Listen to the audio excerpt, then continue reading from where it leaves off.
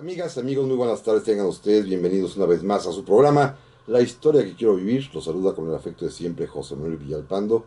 Y como ustedes ya bien lo saben, estamos transmitiendo a través de Radio Fórmula en el 103.3 de FM, en el 970 de AM, aquí en la capital de la República Mexicana, en algunas partes del país donde no nos permiten los automóviles de lujo para ricos, en los Estados Unidos de América, en Canadá, en Puerto Rico, pero también en todo el mundo a través de la página www.radioformula.com.mx en un programa grabado. Estamos en sábado 15 de abril, ya es sábado de gloria, están terminando las vacaciones para algunos, los niños todavía tienen una semana más, pero nosotros los mayositos a trabajar y por lo tanto yo estoy aprovechando en el hermoso puerto de Veracruz esta última semanita, que estos últimos días de asueto para mañana ya regresar, y por supuesto con un programa especial que continúa el emocionante que tuvimos hace 8 días, que ustedes recuerdan muy bien, con la gratísima presencia del señor doctor mayor médico cirujano retirado don Antonio Moreno, que estuvimos hablando de la historia de la Escuela Médico Militar, de la historia de los médicos militares, de la historia de este servicio tan importante tanto para los militares como para los mexicanos, y que yo pensaba que fuera quizás mucho más rápido, pero no, llegamos apenas a la fundación de la Escuela Médico Militar. Nos falta todo un siglo por delante, que es lo que vamos a platicar el día de hoy. Por lo tanto, doctor, bienvenido una vez más. Le aprecio que siga usted aquí con nosotros, Muchas platicando gracias. esta interesantísima historia. Nos quedamos en la fundación Así es. Y ahí lo vamos a y seguir. ahí le vamos a seguir. Así que usted dirá, todo suyo, le prometo no interrumpir tanto. No, no, al contrario. Nuevamente muchas gracias por la invitación y por la oportunidad de darle difusión a mi alma mater, que es a quien le debo todo. Pues bien, la escuela entonces se fundó, arrancó sus clases el 15 de marzo de 1917, en un país completamente sumido en la pobreza,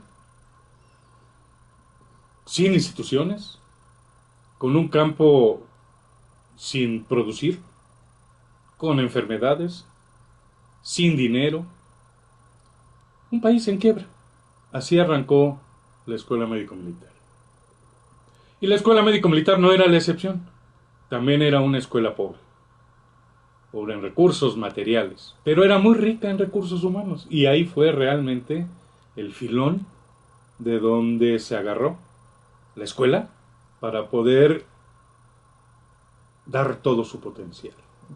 Por una parte, los alumnos, pero el capital humano de sus profesores fue lo que realmente le dio el empujón definitivo. Y estos profesores fueron seleccionados de entre algunos egresados de la antigua Escuela Práctica Médico-Militar, pero sobre todo de los mejores maestros de la Escuela Nacional de Medicina. Y esa fue la planta docente gracias a la cual arrancó la escuela y entró con el pie derecho al siglo XX. La escuela permaneció en ese viejo edificio de la calle del Cacahuatal número 15 hasta septiembre de 1930, porque en mayo de ese año del 30 hubo un derrumbe parcial que desafortunadamente le ocasionó la muerte a dos alumnos por traumatismo encefálico. Se nos cayó encima el edificio de plano. Dos vigas Uy, atravesaron un piso de madera y le cayeron en la cabeza a dos alumnos. ¿qué fue un terremoto? ¿Qué sería? No, no, fue un viento que tiró una pared parcialmente construida que no era un cuarto terminado, y ese pedazo de pared se vino abajo, un ventarrón, y las vigas atravesaron los techos de madera y Qué bueno, caray. le ocasionó la muerte inmediatamente a uno de ellos y el otro una semana después. Un paréntesis. Así como en el colegio militar la palabra cadete se usa hasta 1947. En la escuela médico militar sucede lo mismo. Porque Sí, los conocemos como los cadetes de la escuela médico militar. Pero antes eran alumnos, así como en las demás instituciones En militares. la escuela desde el siglo XIX, la de Montes de Oca de 1881 a 1914, eran soldados alumnos, subtenientes alumnos, tenientes alumnos dependiendo del año en que estuvieran. Cuando nace la médico militar actual, todos tenían el grado de cadetes, de primero a quinto año. Al terminar el quinto año y pasar al sexto, se ascendía al grado de capitán primero pasante de medicina durante todo un año. y al terminar ese año y aprobar los exámenes, adquirían la jerarquía de mayor médico cirujano y el empleo correspondiente, por supuesto, y la obligación de prestar el servicio a la nación. El mismo tipo de años, el mismo tiempo de años que... El doble del el tiempo de doble. años que duró la Pues si formación. son 6 años, eran 12 años de servicio. 12 años de servicio más 6 de formación son 18. 18. Y así fue hasta hace realmente poco tiempo, ¿verdad? Hasta hace muy poco tiempo. Así es. Así Pero bueno, no lo interrumpo, doctor. Bien, Se funda la entonces escuela. esta escuela cambia su domicilio en 1930. 5 de septiembre de 1930 se cambia al antiguo Parque Militar de Ingeniería, ubicado en la calle de Arcos de Belén número 8 Y doctor Bertz. y Doctor Bertz. Donde hoy está la Escuela Libre de Derecho. Así Un es. lugar que usted conoce perfectamente bien y a quien le agradecemos las deferencias que ha tenido para con la Escuela Médico Militar. Sí, hay que comentar a nuestros amigos que hace unos días tuvimos el honor de poner una placa para conmemorar justamente el centenario de la fundación de la Escuela Médico Militar, que exactamente, como usted bien lo ha dicho, durante 15 años más o menos estuvo en los edificios antiguos de lo que hoy es la Escuela Libre de Derecho, que recibimos de manera también muy circunstancial, en una especie de donación, pero con condición de restaurar esos edificios. Cuesta más caro restaurar que construir, Pero les pero queda se muy hizo, bonito. pero quedó muy bien. Y a mí lo que en particular me llena de orgullo es que el edificio finalmente donde hoy está nuestra biblioteca, pues tiene una tradición académica de estudio serio, porque hoy es escuela para abogados, pero antes fue escuela médico militar. Y antes ahí estuvo la primera escuela de aviación militar. Entonces es un edificio que tiene una carga histórica, educativa importante. Y en sus 3 etapas de rigor, que es lo más interesante de todo. Pero bueno, mayor, siga usted. Muy Siga usted. amable, muchas gracias. Bien, llega a la escuela al Parque de Ingenieros y en la parte que da hacia el convento de Mercedarios, hacia la iglesia de las Mercedes, a la Plaza Rodríguez Malpica, ahí se establece la Escuela Médico Militar y la Dirección General de Sanidad Militar. Hacia la parte posterior del predio, que antes llegaba hasta la calle de Doctor Lavista, predio que hoy está atravesado por la calle del Doctor Río de la Luz. Así es. Entonces todo ese predio estaba ocupado, la parte hacia Arcos de Belén, por la Escuela Médico Militar, y la parte posterior por lo que se llamó de 1930 a 1942 Hospital General Militar. Estaban comunicados por una puerta y por una reja de metal, de tal forma que el binomio escuela-hospital estaba conservado y los alumnos iban y venían pues prácticamente a cualquier hora del día o incluso de la noche. Claro. Durante este periodo de tiempo del 30 al 42 coincide con la entrada del plan sexenal de mi general Lázaro Cárdenas en 1934 y luego en el 40 la continuación con el general Ávila Camacho, los últimos 2 generales que fueron presidentes de la nación. Ávila Camacho fue secretario de la defensa del presidente Cárdenas y el presidente Cárdenas fue el secretario de la defensa del presidente Ávila Camacho durante buena parte de los sexenios de ambos. Así sí, porque sobre todo el general Ávila Camacho requería del prestigio del general Cárdenas, porque ser secretario de la defensa en plena Segunda Guerra Mundial sí es un reto, es un paquetito. Y don Manuel yo creo que optó bien al traer al general Cárdenas para hacerse cargo del mando, del alto mando de las Fuerzas Armadas, ¿no? La historia dice que no se equivocó. No, no se equivocó, efectivamente. Pero el proyecto que ambos iniciaron con la adquisición de los terrenos ubicados frente a la hacienda de los Morales y Lomas de Sotelo, que inicialmente iban a ser destinados para la Universidad Nacional, finalmente fueron destinados para la Secretaría de la Defensa, para el Hospital Militar y para la Escuela Médico Militar. El primer edificio que se construyó fue el Hospital Militar. La primera piedra la puso Lázaro Cárdenas siendo presidente un 13 de agosto de 1936. Y lo inauguró Ávila Camacho, ya como presidente, un 20 de noviembre de 1942. El Hospital Central El Militar hoy en día. Hospital Central Militar hoy en día en Claro. Lomas de Sotelo. A mediados de los 40 se inició la construcción el 25 de marzo del 42 de la Escuela Médico Militar y ese mismo año de la Secretaría de la Defensa. La Secretaría de la Defensa se inauguró hasta 47 y la Escuela Médico Militar se inauguró el 1 de diciembre, el edificio de Lomas de Sotelo, el 1 de diciembre de 1945 por el general presidente Manuel Ávila Camacho. En una zona que hoy ya se convirtió, bueno, hoy no, desde hace ya muchos años, es una zona que ya tiene un claro cariz militar, ¿no? Porque a partir de la avenida industria militar hacia arriba o conscripto, pues son dependencias del campo militar, el ISFAM, el Banco del Ejército, la colonia inclusive donde viven los militares. El Hospital de la Mujer, También sí. sí, y las clínicas de odontología y de medicina externa. Y se brincaban enfrente a donde está la Fuerza Aérea, al edificio de la Fuerza Aérea, También. se cruzaron el periférico al otro lado. Sí. Pero es una zona, digamos, típicamente militar, ¿no? Sí, es como la zona militar de la Ciudad de México. La Ciudad de México, efectivamente. Ahorita que regresemos del corte mayor, yo quisiera que platicáramos también de esa relación especial que el presidente Cárdenas tuvo con médicos militares, porque hace un rato que platicábamos fuera del aire, el doctor Moreno me acaba de dar una noticia que yo no me sabía. Eligió a un médico militar para ser embajador en los Estados Unidos y este personaje lo sería por una década. Es decir, los médicos militares no solamente han destacado en la labor propia de la salud, sino también han incursionado en otros asuntos. Sé además que ha habido muchos médicos militares gobernadores, que es un tema que ahorita platicaremos, pero de esto amigos, vamos a regresar en un momento más.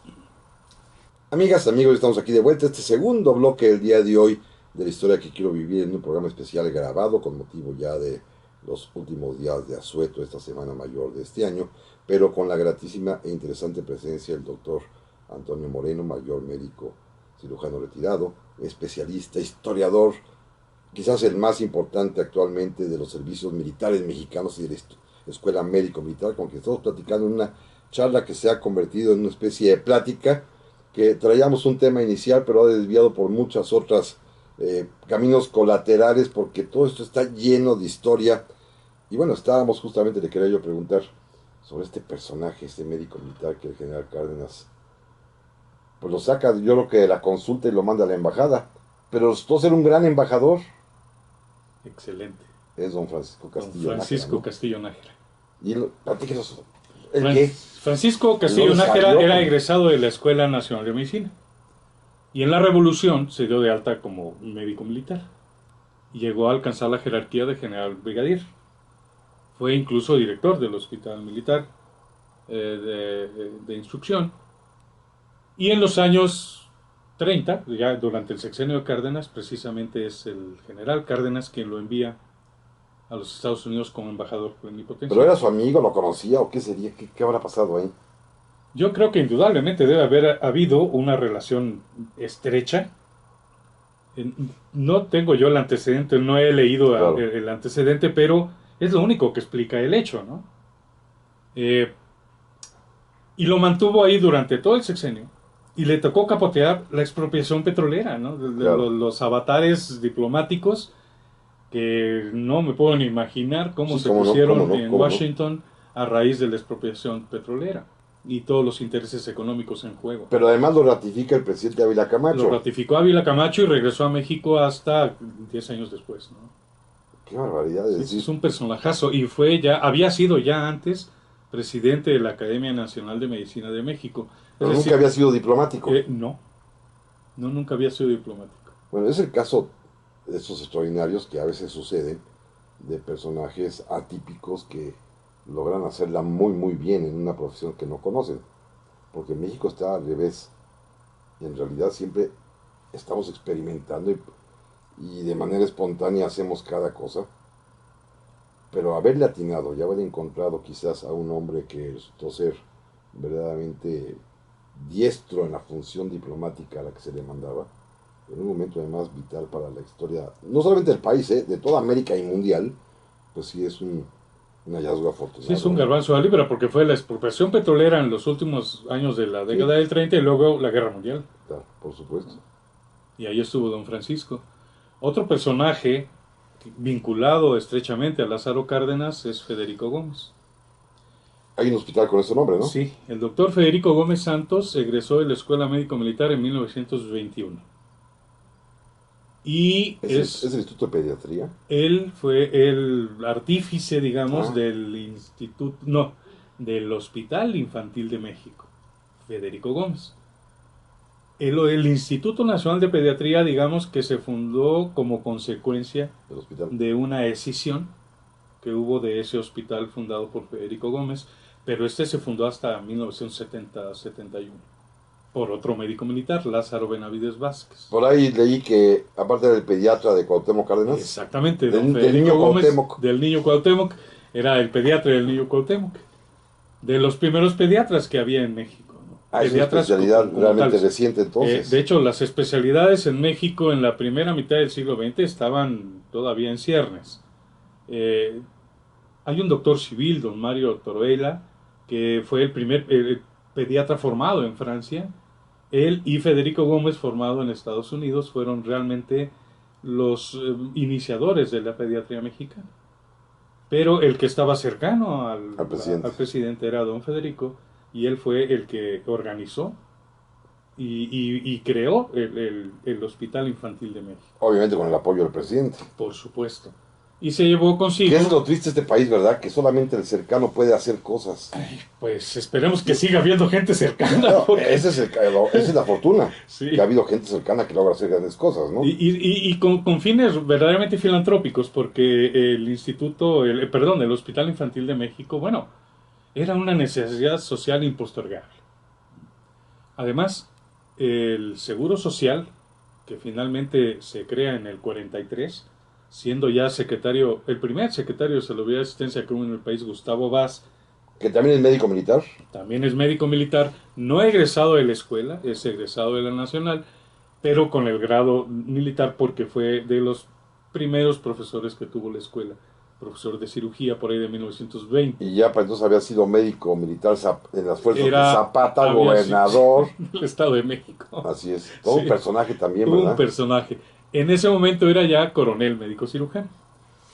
Pero antes, Gustavo Vaz había sido director simultáneamente, licenciado, de la Escuela Médico Militar y de la Escuela Nacional de Medicina. Un caso insólito, al mismo único, tiempo de las dos instituciones. irrepetible, al mismo tiempo de las dos instituciones. Qué interesante. Finalmente era un hombre que tenía fama de tener una capacidad intelectual enorme, ¿eh? Debe haberla tenido. Sí, indudablemente, ¿no? Porque renunció al cargo de ambas para irse a la rectoría de la Universidad Nacional. Claro. Y después a la Secretaría de Salubridad y Asistencia. Fue el primer secretario de Salubridad. El primer secretario de Salubridad y Asistencia, porque antes estaba el Departamento Sanitario y la Secretaría de Asistencia. Claro. En la época de la fundación también de los grandes institutos, ¿no? De cardiología y... En el sexenio Ávila Camachista. Así es.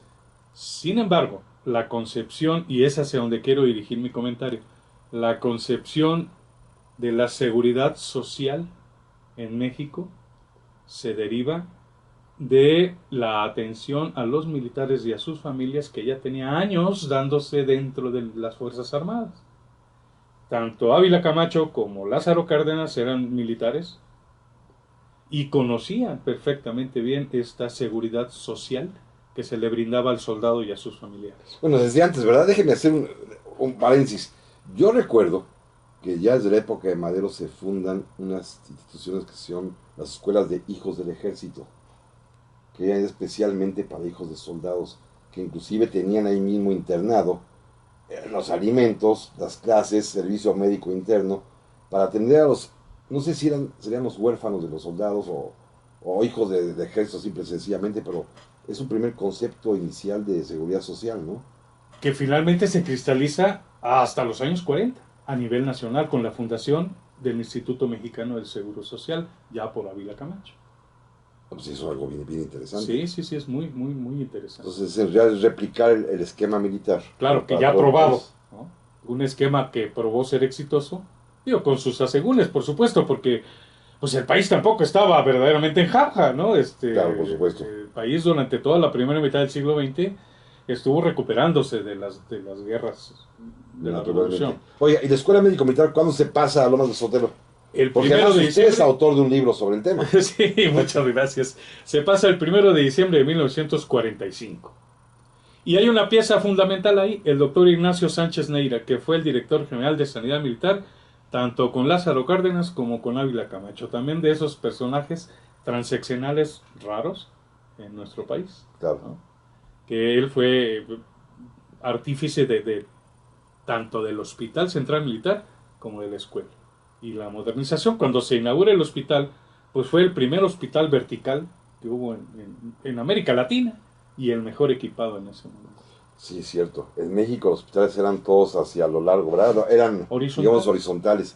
Yo recuerdo muy bien el caso del hospital antiguo, ese hospital francés que estaba justamente por Doctor Bertis, que eran galerías, galerías, galerías y pasillos muy bonitos con jardines y todo, pero O como es más, todavía el Hospital el General Hospital General, así en es. México, aunque sea medio modernón, todavía tiene ese concepto de la horizontalidad, Sí, ¿verdad? sí, en un terreno muy amplio. Entonces el primer edificio hospitalario en México, en realidad, fue el Hospital Central Militar. Vertical, así, y Sí. con ese grado de inversión en infraestructura, sí.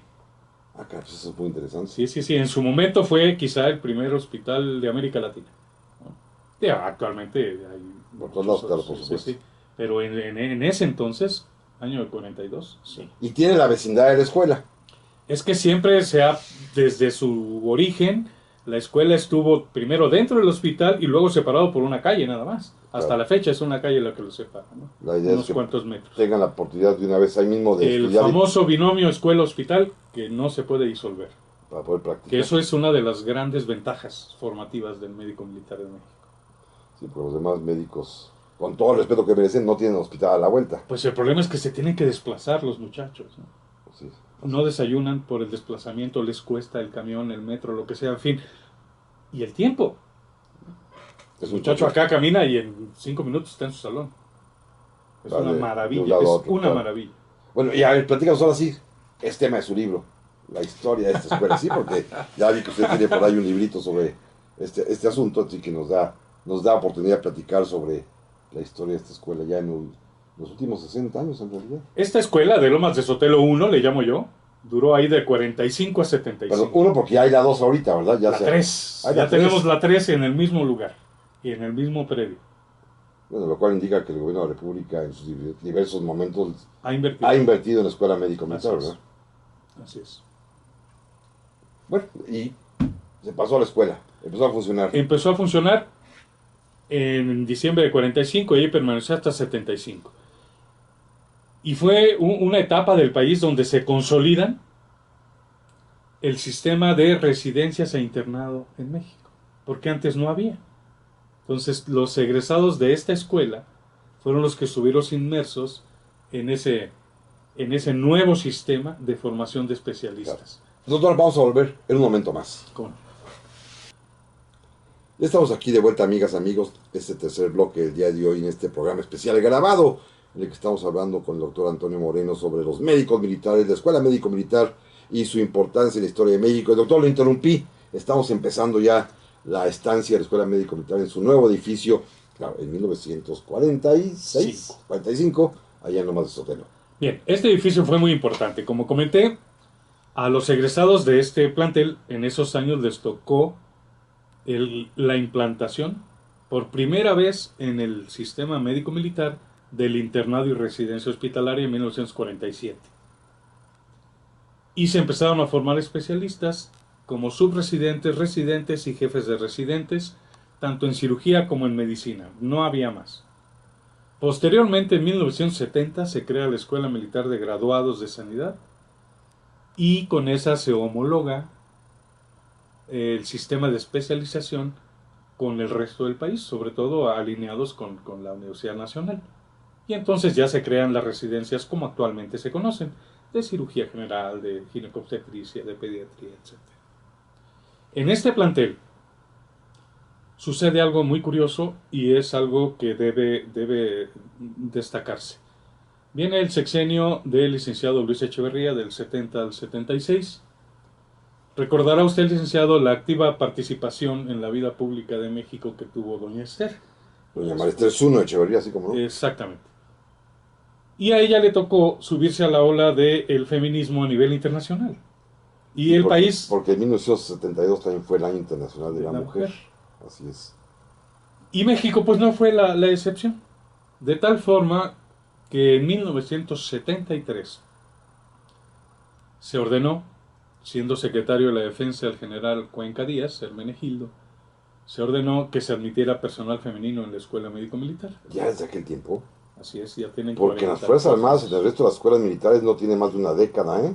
Pues en la escuela médico-militar desde 1973. Ingresaron 20 o 22 alumnas a primer año, de las cuales únicamente ingresaron 3 en 1979. Lorena López Quesada, que desafortunadamente falleció por un tumor maligno el año pasado.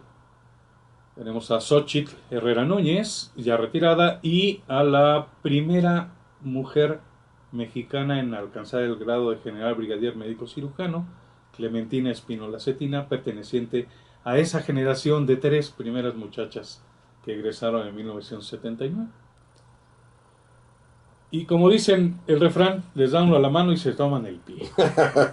Empezaron por 3 y actualmente son 525 mujeres egresadas de la Escuela Médico Militar, en lo que va de existencia la escuela en 100 años, y ellas con 44 años de presencia en el ejército. Sí, porque el otro día escuché que la escuela no tiene más de 3.800 graduados. Son 3.755 exactos. Y de ellos 500 y pico 525 mujeres. Y en el último tramo, en realidad. En los últimos 40 años, se puede decir. No, pues es importante. Sí, sí, claro. La presencia, ¿no? Actualmente el porcentaje anda alrededor del 45% de alumnos mujeres, de alumnas mujeres. Sí, porque lo tradicional es que fueran enfermeras, era como un papel especialmente histórico, ¿no? Sí, la escuela de enfermeras se inauguró en 1938 bajo el sexenio de Lázaro Cárdenas. La escuela militar de enfermeras, sí, ya sí. también tan antigua. Sí, está por cumplir 80 años el año 30. Ah, eso no sabía yo. Sí. Es otro segmento de la historia también muy singular. ¿Y entonces la escuela de sanidad militar? ¿Ellos qué son? De oficiales de sanidad militar, ellos son varones. ¿Son enfermeros? Son enfermeros militares, pero su perfil profesional está más orientado a servir en los batallones operativos. Claro. Para dar como técnicos en urgencias médicas, sanitaristas inclusive, que auxilian al médico en las labores de salud. Y son todos los que aparecen en los casos de aplicación del plan de N3, por supuesto. Claro, ya entendí. Sí. Como rescatistas, digo, entiendo, pero para la primera urgencia y la atención. Sí, los técnicos en urgencias médicas. Claro. Esa es la orientación profesional del oficial de sanidad. La enfermera militar, normalmente, su perfil profesional es para desempeñarse en los hospitales. Claro. Sí. Pues muy interesante eso. Sí, pero bueno, sí. Sígale con la escuela. Médico militar. Bueno, en 1975, se colocó la primera piedra de lo que sería el segundo edificio de la Escuela Médico Militar en Lomas de Sotelo. En ese sexenio se construyó también el Colegio Militar de Tlalpan. Claro. El 13 de septiembre del 76 se inauguró el Colegio Militar de Tlalpan y el 15 de septiembre, 2 días después, del 76 se inauguró la Escuela Médico Militar de Lomas de Sotelo 2. ¿Pero en el mismo predio? En el mismo predio. Derrumbaron el edificio anterior, los alumnos fueron admitidos en la Escuela de Ingenieros, en la Escuela de Oficiales de Sanidad y en el Hospital Militar, mientras duraba la demolición y la construcción del nuevo edificio. De tal forma que en un año se tiró y se hizo un nuevo edificio. Caray, pues es toda una hazaña. Sí. Y esa hazaña se repitió. Se repitió en 2015, volvió a hacer lo mismo, se dio la orden de desalojo, los alumnos se fueron a las escuelas periféricas y al hospital, a la Escuela Oficial de Sanidad, etc. Derrumbaron el edificio previo y en un año derrumbaron y levantaron el nuevo edificio que acaba de ser inaugurado hace un año, el 16 de marzo de 2016, por el licenciado Enrique Peña Nieto, el señor secretario de la Defensa Nacional. Bueno, y la diferencia, o más bien, ¿por qué la necesidad tanto de renovar el edificio? El edificio tenía ya... Crecimiento de la población estudiantil. El edificio tenía ya 39 años y empezaba a tener... Eso no es muy viejo, ¿eh? Pues comparado con quién. A lo mejor comparado para un servicio hospitalario, a lo mejor sí, pero por ejemplo un edificio habitacional de 39 años no es viejo. No es viejo. El problema es que empezó a tener algunos vicios ocultos por un lado y por otro, las necesidades del ejército han crecido. A partir del 94, con los problemas en el sur del país, en Chiapas, empieza a crecer la cantidad de unidades militares y la necesidad de contar con más profesionistas. Claro, porque entre paréntesis, finalmente entre la guerra cristera y el levantamiento de Chiapas, militarmente hablando, no pasó nada. Digo, el ejército participó en alguna acción pequeñita por ahí, en 68, así, pero no implica finalmente el despliegue de un operativo de asistencia médico-militar para los soldados. No hubo paz en México, podemos decirlo claramente, desde los cristeros hasta Chiapas. Exacto. Y ahora con la los combates también al crimen organizado también pues, implica que estén en servicio presente, y el combate al narcotráfico desde la época de Echeverría también. Pero nunca como en estos últimos años. La necesidad real de constar con infraestructura hospitalaria instalada, pero además con personal, tanto de enfermería como de médicos, etcétera, ha crecido en forma muy importante.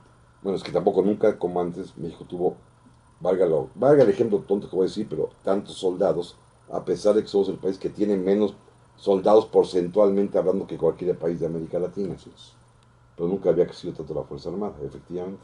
Y se está invirtiendo con miras a un futuro, ¿no?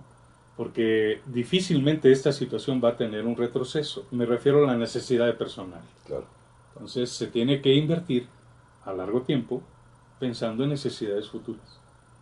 Aunque de momento la cantidad de alumnos permanezca semejante a la de hace 2 años, claro, con algún tiempo más adelante, muy seguramente la cantidad de alumnos admitidos se incremente. Sí, y es un tema que quería platicar, a veces nos da tiempo en este bloque, sino en el siguiente ya.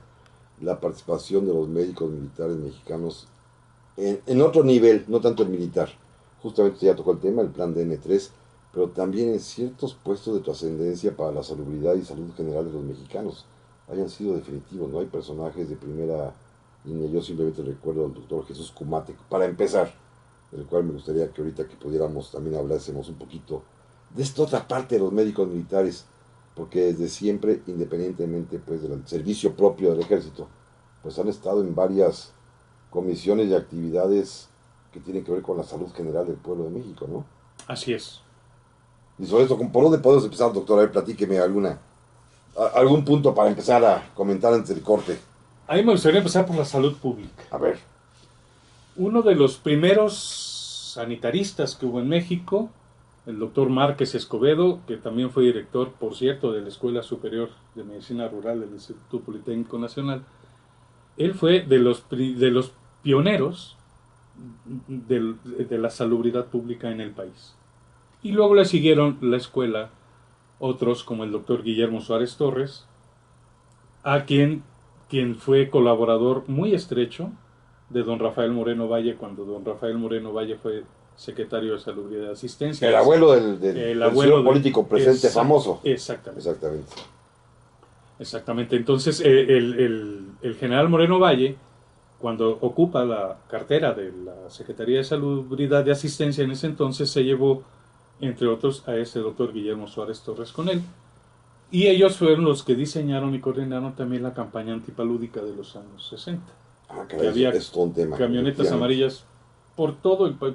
Yo lo recuerdo, a pesar de mi infancia, yo recuerdo perfectamente bien las camionetas de la campaña antipaludismo. Sí. Y la antituberculosa, claro, bueno, sí. En fin. Otro médico que también ha tenido gran impacto es el doctor Demetrio Mayoral Pardo en la primera mitad del siglo XX, en lo que concierne a la Secretaría de Salud y a las acciones para prevención y conservación de la salud a niveles de grandes proporciones. Claro, por supuesto. Que es un concepto totalmente diferente, ¿verdad? De medicina preventiva a nivel sociedad. Es una especialidad médica completamente totalmente distinta, ¿no? Y ahí la medicina militar pues también ha tenido que ver seguramente mucho. Pero de esto vamos a platicar en un momento más. Ya estamos aquí de nueva cuenta, amigas y amigos. Este último segmento del día de hoy de la historia que quiero vivir en este sábado 15 de abril. Último ya sábado del puente para muchas personas de vacacional, pero sin embargo con la gratísima presencia del señor doctor mayor médico cirujano retirado, don Antonio Moreno, que nos ha dado una charla magistral ya de casi 2 programas, porque ya vamos a terminar nos falta este último bloque, sobre la historia de los médicos militares en México, sobre la historia de la Escuela Médico Militar, y sobre este tema que, repito, ha sido una historia para mí sorprendente, novedosa, de estas que pasa uno desapercibido por la vida, pero que sin embargo hay tal riqueza que apenas hemos tenido oportunidad de ver una pequeña pincelada. Doctor, pues aparte de agradecerle infinitamente que haya estado con nosotros, le ruego que agotemos el tema porque todavía hay muchas cosas que decirles a nuestros amigos y personajes también muy interesantes de los cuales hay que hablar. Muchas gracias. Para continuar quiero mencionar algunos detalles brevemente por el tiempo de don Jesús Cumate Rodríguez. También fue secretario de Salud, ¿verdad? También fue secretario de Salud, médico militar, egresado de la Escuela Médico Militar en 1946. Y uno de los 13 médicos fundadores de la Sociedad Mexicana de Bioquímica. Otro médico militar, curiosamente compañero de él, de la misma antigüedad y de la misma escuela médico-militar, el doctor Edmundo Calva Cuadrilla, compañeros ambos. Ambos fueron los primeros profesores a tiempo completo que tuvo la escuela médico-militar. Porque a finales de los años 40 no se concebía estudiar medicina si no era para ser cirujano y para irse a trabajar fuera de los muros. Entonces, dar clase era una actividad, digamos que poco atractiva. Y además dar clase de tiempo Necesario, completo. indispensable, pero no vital para los... Bueno, igual para los abogados, ¿eh? También. O sea, la labor del médico como investigador de tiempo completo era desdeñada, al menos en el medio militar. Ellos fueron los dos primeros que aceptaron ser profesores a tiempo completo y que se fueron a hacer maestrías, Bueno, doctorados ¿aceptaron y o regresaron. propusieron? No, lo aceptaron porque ambos O sea, estaban alguien ya... tuvo la idea primero, entonces. Sí, los directivos del hospital militar Ajá. los seleccionaron. Ellos creyeron que iban a ser subresidentes. De hecho, ya estaban seleccionados para ser subresidentes. Que era una cosa muy importante, ¿no? Era como, te voy a seleccionar a ti interno para que te hagas especialista. Ellos fueron la primera generación de internos que hubo en el hospital militar en 1947. Sin embargo, el ofrecimiento fue, en lugar de hacerte subresidente, te vas a hacer investigador a tiempo completo. Fue un shock para ambos, ¿no? Porque he platicado con ambos. Y fue verdaderamente algo que les llevó tiempo a asimilar. O sea, toda una vida pensando que me voy a dedicar a algo y a la mera hora la vida me pone en una disyuntiva. Y optaron los dos por hacer eso. Y fue una excelente decisión. Ambos son investigadores de gran talla a nivel nacional.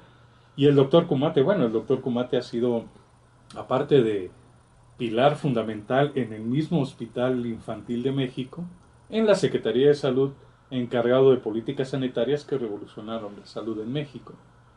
Y uno de hecho, el único médico militar que ha recibido la medalla Belisario Domínguez por parte del Senado hace unos cuantos años. Realmente un personaje de talla internacional, don Jesús Kumate. Claro.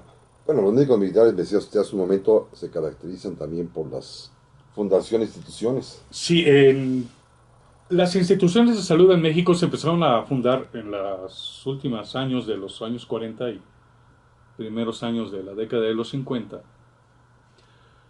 Y muchos médicos militares tuvieron el momento histórico, la oportunidad histórica de estar, ¿no? de confluir en el momento del nacimiento de una institución con ellos. Así le puedo decir, obviamente, del Hospital Infantil de México, del Instituto Nacional de Pediatría, con Lázaro Benavides Vázquez y una playa de médicos militares que se fueron con él a iniciar las labores del actual Instituto Nacional de Pediatría, en aquel entonces llamado Hospital de Laimán. La Cruz Verde del Distrito Federal de los Servicios de Emergencias también la fundó un médico militar, el doctor Garza Tijerina, que después se transformó en los servicios médicos del Distrito Federal, En el ERUM y estas cosas. y actualmente la Secretaría de Salud del Distrito Federal, Sí, claro. hoy Ciudad de México. Pero su origen la tuvo con médicos militares.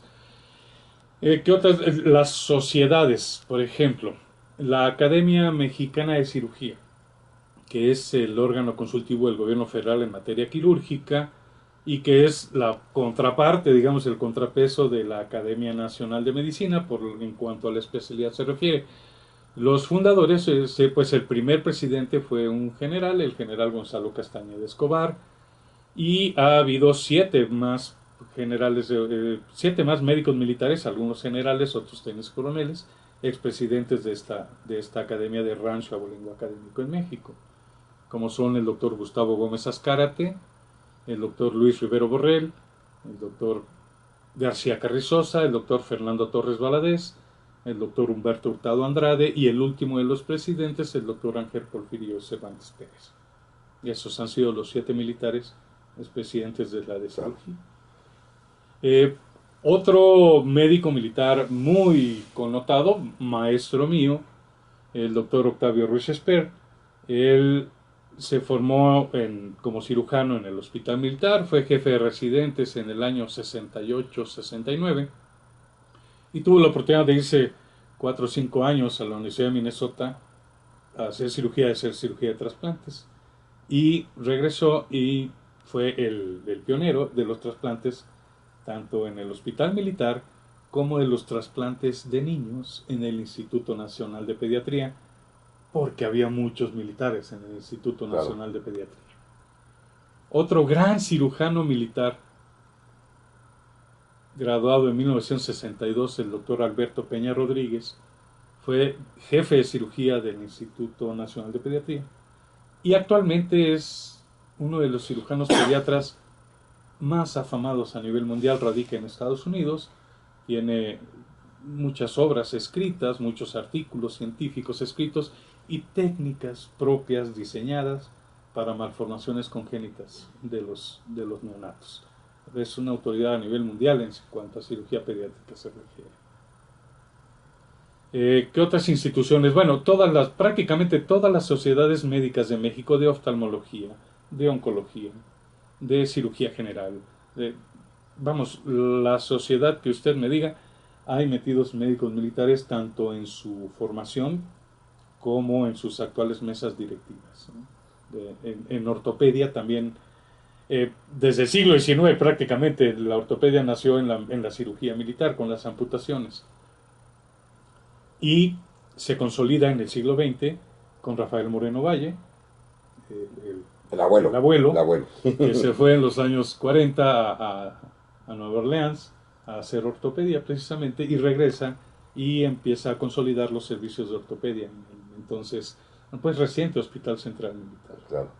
Fíjese, doctor, que a lo largo de esta plática que hemos tenido ya tan larga y tan instructiva, me da la impresión de que en este país, que siempre somos bastante críticos con nosotros mismos, que siempre, pues a veces no críticos, nos burlamos de nosotros mismos y estamos siempre dispuestos a asumir la fácil injuria de que somos perdedores en muchas cosas y que todo nos sale mal y corruptos y todo. Hay instituciones y hay servicios y hay historias que son un éxito de México, ¿eh? Por lo que usted está comentando, esta cuestión de la Escuela Médico Militar, los médicos militares mexicanos, podría considerarse un éxito de México. No sé cómo lo ve usted, pero a mí me da la impresión porque finalmente, bueno, como siempre, habrá siempre en todos lados algún elementillo por ahí que se equivoque, pero en lo general, lo que le han dado a México ha sido mucho. Licenciado, yo creo que es complicado para mí contestar la pregunta. Toda alabanza en boca propia es vituperio. Sin embargo, pues tampoco puedo dejar de darle la razón en cuanto a que, a pesar de ser pocos los egresados, al igual que los licenciados de la Libre Derecho, Sí, ¿verdad? instituciones centenarias con menos de 4,000 egresados, más allá de las grandes glorias de las que he hablado, realmente lo que ha hecho la diferencia es, como dice un párrafo del actual himno de la escuela, encallada labor cotidiana del ejército, norma y virtud. Es decir, el médico militar que diario y de forma casi anónima hace su trabajo, con un sentido de entrega y de compromiso que fue aprendido en las aulas de la escuela. Ya sea en la propia Fuerza Armada o ya sea en la calle, en el DN3. En el DN3. A la hora que toca aplicar estos cuestiones de emergencia para ayudar a nuestra gente, ¿no? Claro, por supuesto. Pues ha sido una experiencia verdaderamente gratificante y emocionante, doctor, tenerlo aquí. Yo le agradezco infinitamente que nos haya acompañado estos 2 sábados para platicar estos temas, repito, novedosos, que nunca habíamos hablado de ellos en este programa, y creo que nuestros amigos estarán seguramente de acuerdo conmigo en agradecerle el habernos abierto los ojos a una historia que no conocíamos. De verdad, doctor, se lo agradezco infinitamente. Y queda convocado porque siempre hay temitas así que luego hay que tratar, y no dudaré en llamarlo e invitarlo, doctor. Se lo aprecio. Será un verdadero honor visitarlo nuevamente. Pues muchas gracias, doctor. Y a ustedes, amigos, también. La semana que entra retomamos ya nuestro ritmo normal aquí en vivo, si Dios lo permite, ya con temas novedosos, porque recuerden que estamos en un año de celebraciones sesquicentenarias y nos va a tocar ya iniciar la parte final de la vida de Maximiliano, de alguna manera todavía con algunos brinquitos, porque hay otros temas muy, muy interesantes, pero nos estamos acercando ya hacia junio, que será finalmente el fin del imperio, que aquí platicaremos y recrearemos con todos sus detalles. Pero mientras tanto, pásenla muy bien, tengan ustedes un buen regreso de sus vacaciones, los niños les queda una semana más, pero todos nos escucharemos, repito, si Dios lo permite, aquí en 8 días. Gracias a Daniela García en la producción y a ustedes, amigos, por acompañarnos como siempre, se los aprecio.